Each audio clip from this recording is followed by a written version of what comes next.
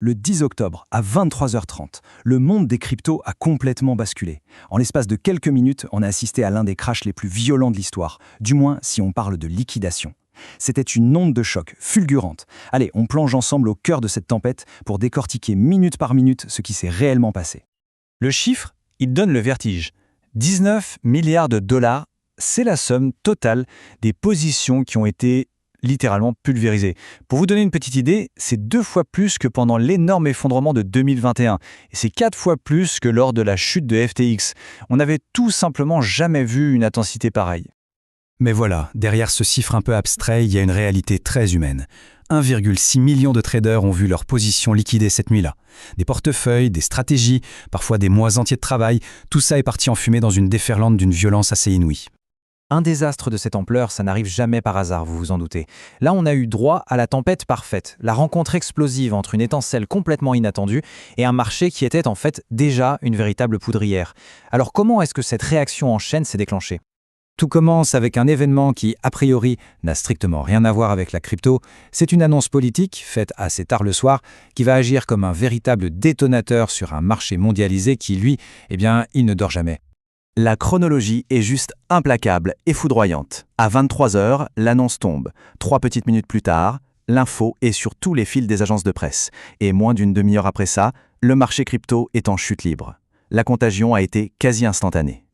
Et là, on touche à un point qui est absolument crucial. Au moment de l'annonce, les marchés traditionnels américains étaient en train de fermer. Toute la panique des investisseurs, toute cette peur, elle devait trouver une porte de sortie. Et le marché crypto, comme il est ouvert 24 heures sur 24, 7 jours sur 7, est devenu ce seul et unique exutoire. Il a absorbé de plein fouet la toute première onde de choc planétaire.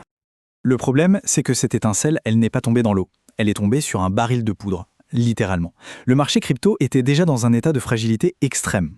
Il était gorgé d'optimisme, oui, mais surtout d'un niveau de risque absolument colossal. Il faut bien visualiser l'ambiance. L'euphorie était totale. Les prix flirtaient avec des sommets, tout le monde attendait de bonnes nouvelles.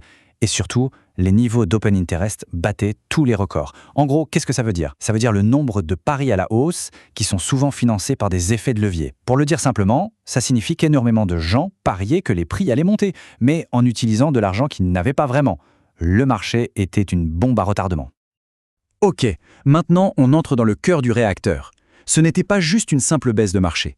C'était un mécanisme infernal, une réaction en chaîne qui s'est auto-alimentée et qui a dévoré le marché de l'intérieur. Pour bien comprendre, on va s'arrêter une seconde sur cet effet de levier. C'est un outil qui permet de miser bien plus que ce qu'on possède réellement. Alors oui, ça peut démultiplier les gains, c'est vrai, mais ça démultiplie aussi les pertes de manière exponentielle. C'est le kérosène sur le feu du risque. Et voilà, la spirale infernale.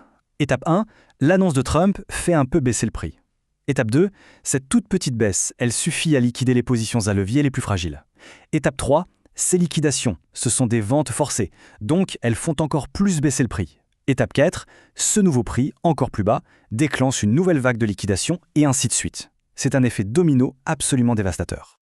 Cette citation, qui vient de l'analyse des événements, elle résume parfaitement le phénomène. Le marché n'est plus piloté par des humains, mais par un automate complètement impitoyable.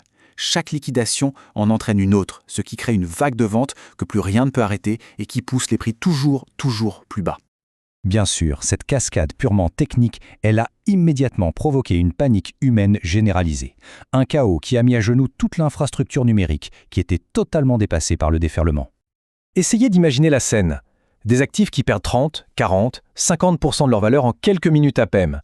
La réaction est épidermique, c'est la panique.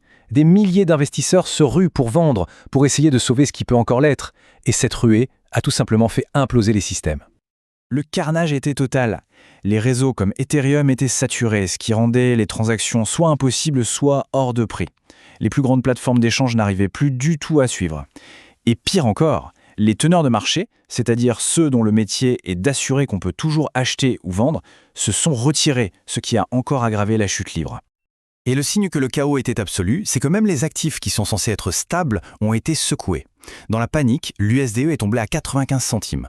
Et à l'inverse, comme tout le monde cherchait un refuge, l'USDT s'est échangé jusqu'à 1,07 $. C'est la définition même d'un marché qui est complètement disloqué.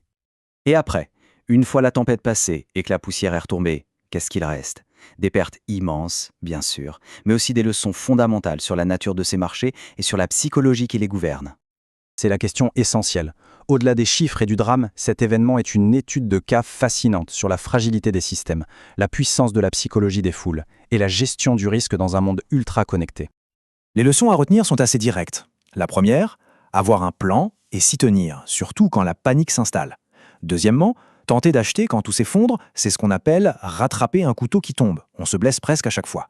Et enfin, et c'est sans doute le plus important, l'effet de levier est un outil d'une dangerosité extrême qui transforme la volatilité en véritable cataclysme. Et c'est peut-être la conclusion la plus profonde de cette histoire. On parle sans cesse de décentralisation dans la crypto, mais cette nuit a prouvé que lorsque la peur prend le contrôle, la réaction humaine, la panique collective, devient la force la plus puissante et la plus centralisée de toutes, une force capable de balayer la plus sophistiquée des technologies.